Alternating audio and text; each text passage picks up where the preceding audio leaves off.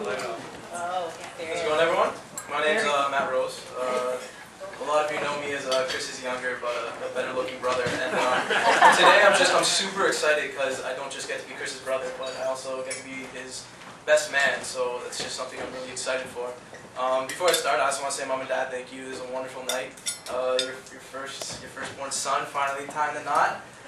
Probably won't happen for a really long time again. So just is he talking about the firstborn can happen again? No. Stella, it's great meeting you. Congratulations. Your daughter's beautiful, and really excited to be a part of the family now. Thank you very much. I didn't really have time to come up together with a good speech or anything. It was only a few minutes that I really had to put it together. So look, I'll try to keep it. It'll be quick. I think your dad wrote that for you. In 1985. I also want to thank Google for helping me write this.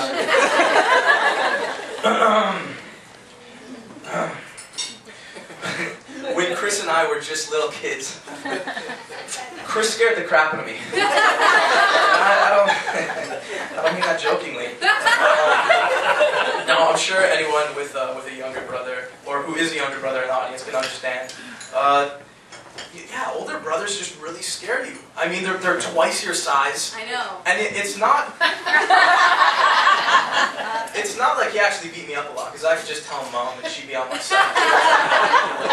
It was more just the fact that at any time, at any moment in the day, he technically could beat the crap out of me, and I had no idea. I'd always be on alert. It could happen at any freaking time, and he understood this. So if he still understood this, he understood this. Anytime I step a little bit over the line, he just gives me a little punch, a little push, and I have to be back in order. I understood the mutual agreement that we had that he could beat the crap out of me. You're scared right now. I'm a little afraid. I remember one time, Chris was really good at hockey, right? So there was one night, he went on several nights to play hockey, and one night he actually took a weird kind of hit and broke his collarbone. I don't know if you remember that, but yeah, my parents, they had to take him to the ER, and he ended up getting a sling, and they just pumped him with T3s or something, and he was just yeah, in a lot of pain.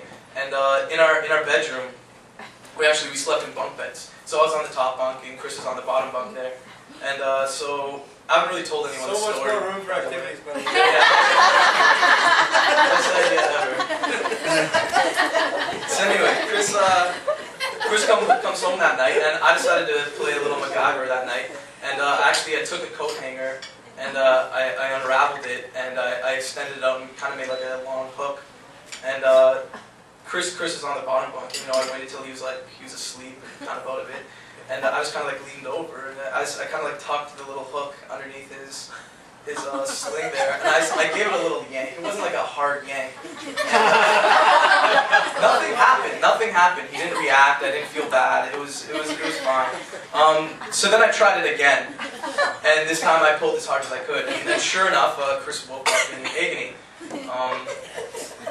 So after repeating this 2 or 3 or 4 times in the night, Mom and Dad finally they came in running and helping him out and just trying to calm him, giving him more T3s. And look, I honestly I'll never forget that moment, because that was the moment that I finally beat Chris in a fight. It was just, I can't tell you how my confidence went up. I've never slept so well in my life. It was amazing. That was pretty much our childhood growing up, big stick fights or fights over Super Nintendo. I can't remember exactly when our relationship started to change, but as we grew older, Chris started to finally mature, and we started to become in better friends. And so I remember when I was 14, we would stay up late at night at the carriageway, and we'd watch movies or TV shows, and we'd actually watch late night poker, because it was during the lockout season, so there was nothing really on, which I'm kind of looking forward to again this year. And so yeah, we'd stay up late at night, and we'd order pizza and wings and cheesy bread, and we'd play heads-up poker to see who had to pay for the wings. He remembers. So I like this deal because I won a lot. I won a lot, and it wasn't that I was good at poker. I'm terrible at poker. and it's just, there's no skill involved in heads up, like it was totally luck. But what Chris didn't realize was that since I was like 8 or 9, I've been practicing how to rig a deck. So when I say I won a lot, I pretty much won every single time. And I just gotta say, those are the best wings. Like, they were delicious. And I just want to thank you for always letting me shuffle. Like, it was a really kind gesture on your part. But yeah, during the lockout, you can come over for poker anytime you want. So yeah, I joke around a lot, but those days were actually some of the best memories of my life. When Chris and we started to become better friends when I was younger, it was actually, it had a really big influence on my life. Being like a younger brother and having someone that you've looked up to your entire life, when you're 14 years old and your brother starts actually being your friend, it's actually one of the best things ever. It was one of the times that I saw the biggest change, or one of the biggest changes in Chris's life. It was the time that he started to put family before everything else. Yeah, Chris, just like watching you build relationships with family for the past decade has been one of the greatest influences in my life.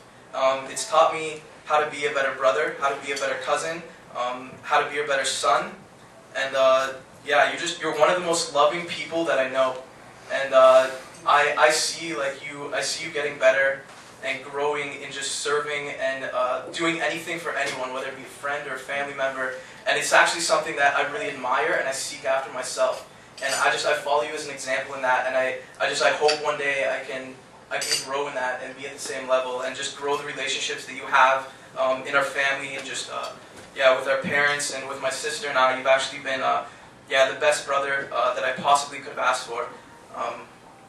Tracy, my brother's better half, you're the yeah, you're the non-ginger sister that I never had.